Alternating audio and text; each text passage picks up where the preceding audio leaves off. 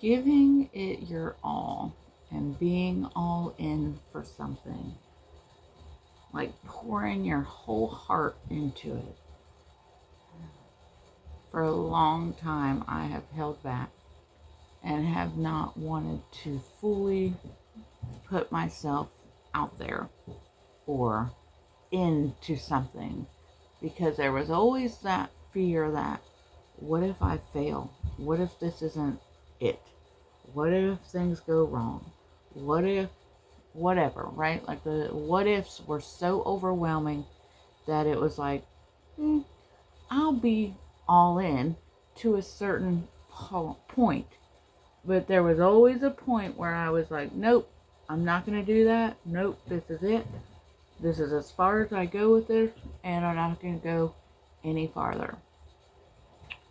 And for the longest time, I kept wondering, because after that was in the beginning, and then it was almost like a subconscious thing.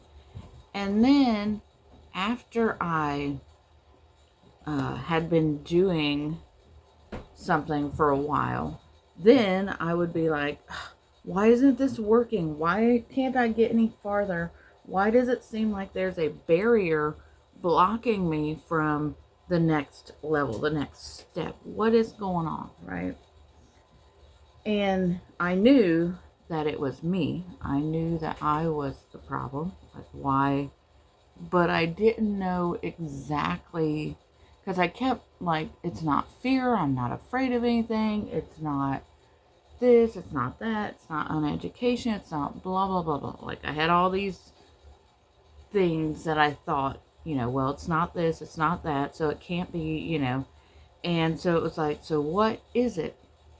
So I got to thinking today, actually, it kind of just struck me that because I got this new idea of something I'm about to try. And I was scrolling the other day and I saw where they said a good idea is only a good idea if you write it down and then you follow through with the idea.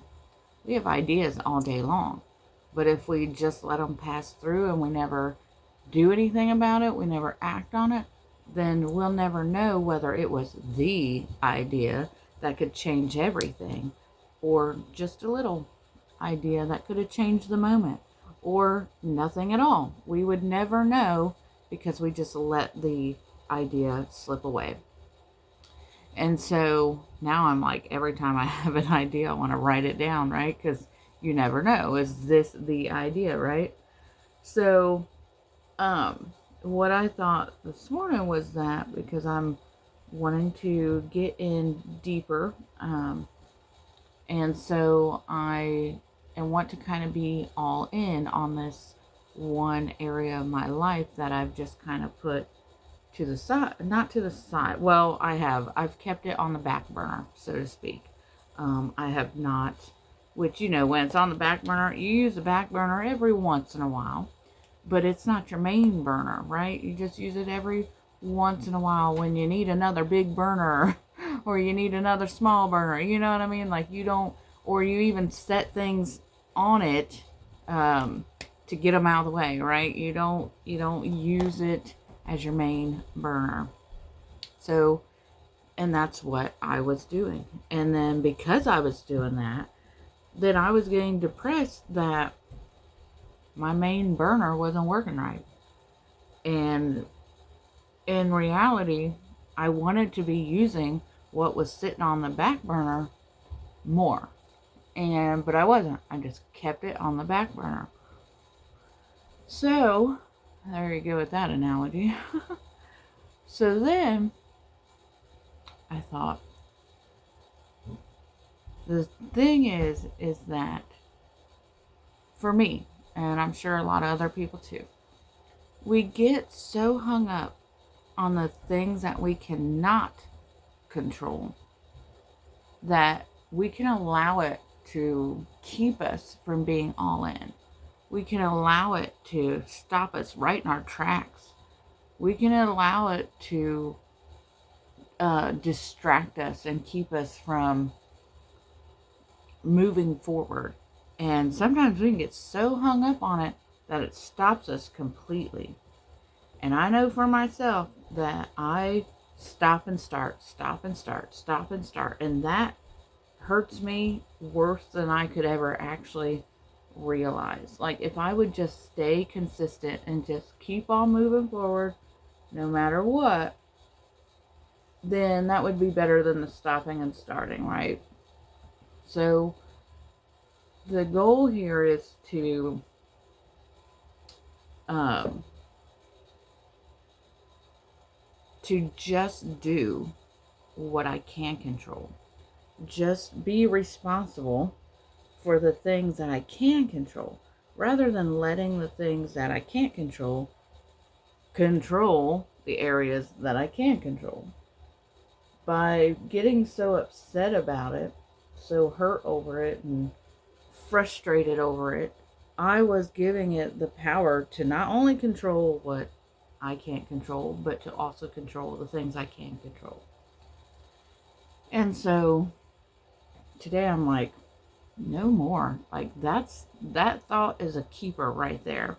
And so if this recording is for nobody else but me to look at down the road, I'm taking it, because this is what I know I need to hear, and I don't know who else needed to hear. But to be all in does not mean that we have to have it all figured out. It doesn't mean that we have to know exactly what all we're doing. We don't have to know what all it entails. We just have to put our heart into it. Every bit of it, heart and soul, into whatever it is.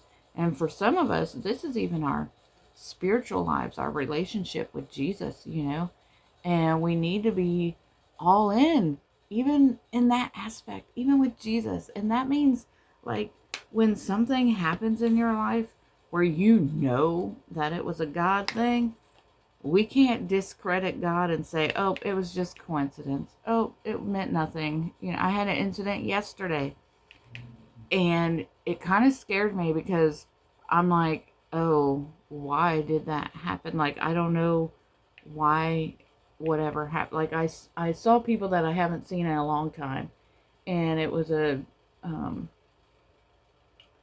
like, I had talked to my friend on the phone, and she was on her way out of town, and then I saw her family at a restaurant that I've never been to this restaurant.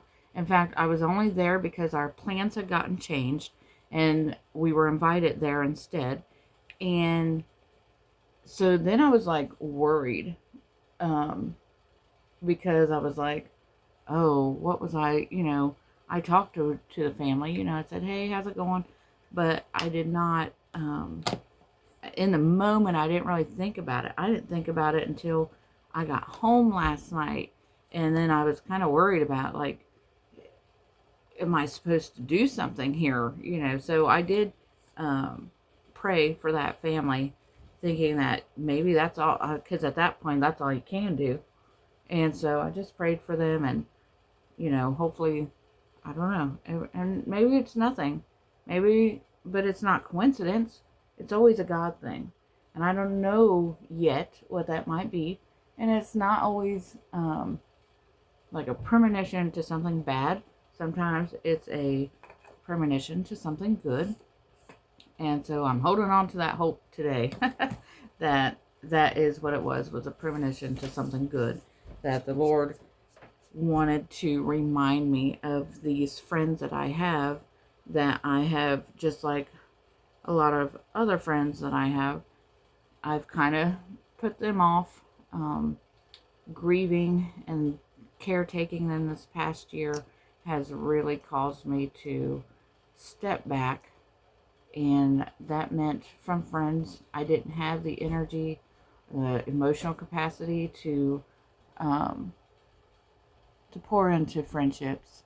And so when my friend called yesterday, I just felt like, you know what, now is the time to get back to these friendships. Like, these people who have been important in my life, and they've